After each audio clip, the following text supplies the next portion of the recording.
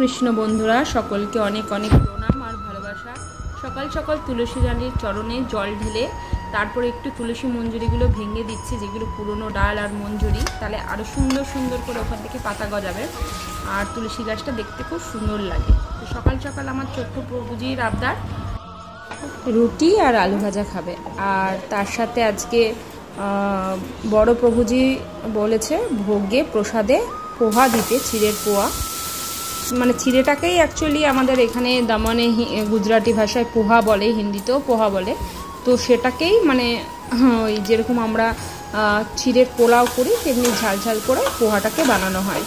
তো এই পোহা প্রসাদ দিয়ে সেটাই অফিসে নিয়ে যাবে, কারণ কিছু কিছু সময় ও খুব শুকনো খাবার খেতে ভালোবাসে, হালকা খাবার খেতে ভালোবাসে, কারণ অফিসের কাজ অনেক সময় বাইরে যেতে হয়, তো সুবিধা হয়।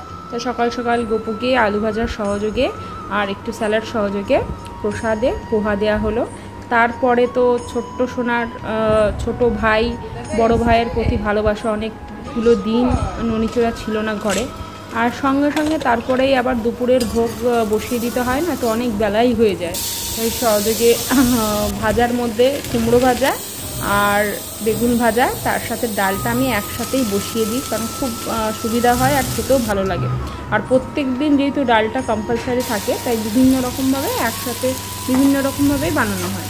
তো দই দিয়ে ভেন্ডি পনির একসাথে বানিয়ে নিলাম। এই যে সবাই দেখতে পাচ্ছ দুপুরের ভোগের রান্না পুরোটাই হয়ে গেছে। দুপুরের ভোগের রান্না প্রসাদ দিয়ে তারপরে আবার সেই ছোট্ট প্রভুজির পিছনে লাগতে হবে, তাই তাড়াতাড়ি করে 12টার মধ্যেই চেষ্টা করি পুরো ভোগের প্রসাদ দেওয়ার। তো এই যে ভোগ আমার সোনাকে অর্পণ করে ব্যাস আবার বিকেলবেলায় একটু ঘুমিয়ে উঠে তারপরে আবার সেবার প্রস্তুতি। রাতে দিলাম গপুকে মালপোয়া বানিয়ে, আর তারপর সেবা দিয়ে তারপরে ওদেরকেও সব অন্ন সেবা দিয়ে যে যেটা খাওয়ার পর তারপরে আমার একটু মালা বাকি থাকে, সেই মালাটা কমপ্লিট করলাম। আর অনেক দিন পর গপু নিজের ঘরে শুচ্ছে দেখে মনটা খুব শান্তি হলো। কিছু কিছু কারণে গপুরও ইচ্ছে করে যে একটুখানি ঘুরে আসি। তো যাই হোক, হরে কৃষ্ণ, সকলকে শুভরাত্রি।